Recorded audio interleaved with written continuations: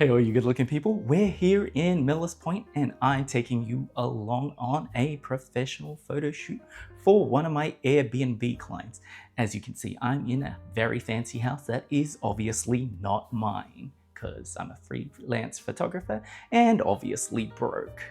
So come along with me and check it out. As my main camera, I have the Lumix S5II and the 14 to 28mm Lumix lens to capture the wides, obviously. And then in my bag, I also have the S1IIe with a 28 to 70mm from Sigma for the detail shots. As you can see, I have a geared head tripod that the camera is currently resting on for little micro adjustments. That's the gear, pretty simple. CPL to cut back reflections, and I have it set to do HDR just so I can get the entire detail without blowing out the windows and stuff. Let's get cracking. So first things first, usually when you set up your tripod and stuff, you want to look around the room, make sure all the lights are on, depending on the client. Some prefer lights on. When I'm shooting and I get free reign, I prefer natural light just because it looks more homely. Anyways, before you start shooting, there are a number of things you want to do, like tidy up the room so it looks nice and neat, and it saves you post-processing later in case you leave stuff around. So let's do that. You obviously want to maximize light in the room.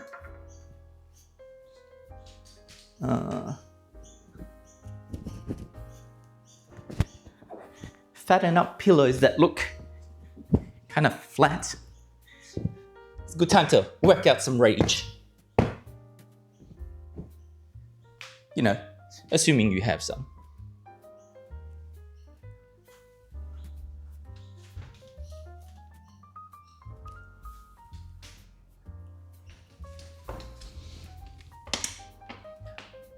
Add some mood lighting.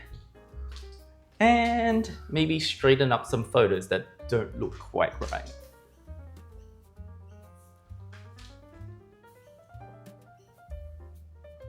Also, you want to turn on lights for other rooms that may appear in the shot as well, just so you maintain a nice exposure throughout the whole thing.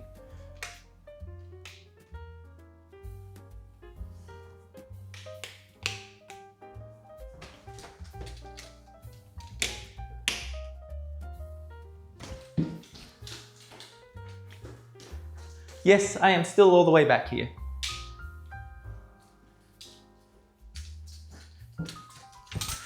And that's all of the lights turned on.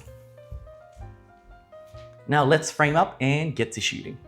So as you can see, we have framed up our shot, and usually when there's a backlight in the image or frame, I like to push the exposure up +1 just to compensate for that in the HDR bracket. Anyways, timer is set to 2 seconds so I don't introduce any shake. Let's go. So it's taking a series of images that we will compose in post into one singular image to get that broad dynamic range.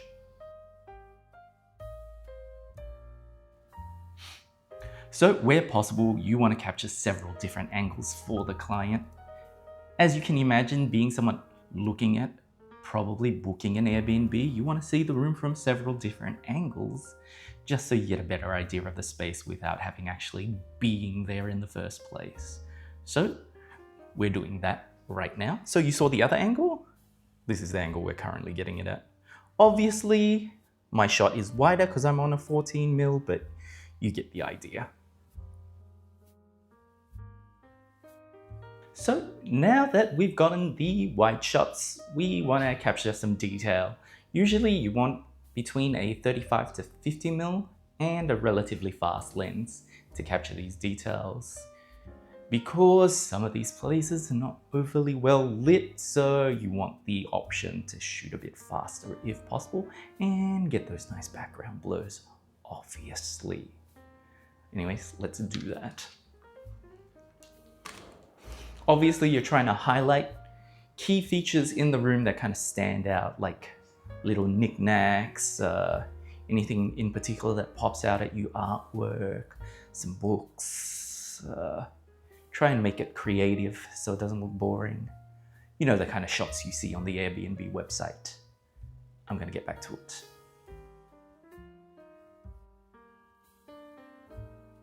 So as you move through the rooms, you want to tidy it up and stage it as well as you can. As you can see, I have nicked some of the plants from the other room and I'm going to place it around just to make it feel a bit more homely, because, you know, a splash of nature, even if fake, still makes it look a lot nicer in photos. Not everyone does this, but I like to give my clients something a little extra because they deserve it. Let's get to it.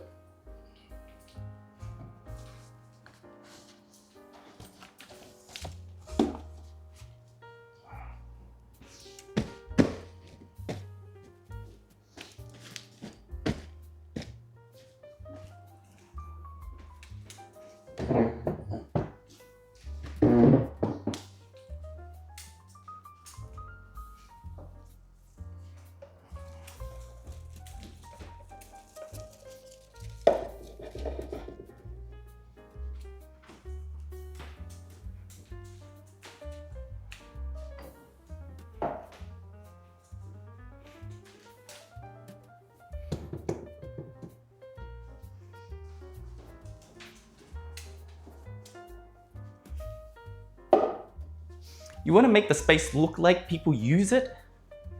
So, you know, do your best with what you have on hand.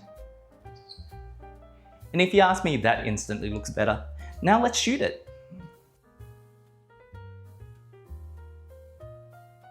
Once again, once you're done with the wides, back to taking detail shots, making sure you get every room as best as possible. Some rooms don't have nice little details that are worth capturing. So, you know, you be the arbiter of that and decide what you want to take pictures of. So we're on to the final room now. Something you want to keep in mind is to make sure all of the lines are nice and straight. Otherwise, the room is going to look all wonky and weird if you like angle it up, angle it down, tilt it sideways, and so forth. Hence why I have the fancy geared head tripod. Saves you time in post, so keep that in mind. I'm going to finish up and get out of here. As you can see, not overly difficult, but the more experience you have, the better you get at it. So if it's something you want to try, maybe find a friend with a fancy house first and practice there and build up a portfolio. And then you can go out and present to, say, real estate agents or something. Though you need to learn how to do floor plans with real estate agents, and I'm not a fan of that. Anyways, hope that helped out, and I'll catch you on the next one. Bye.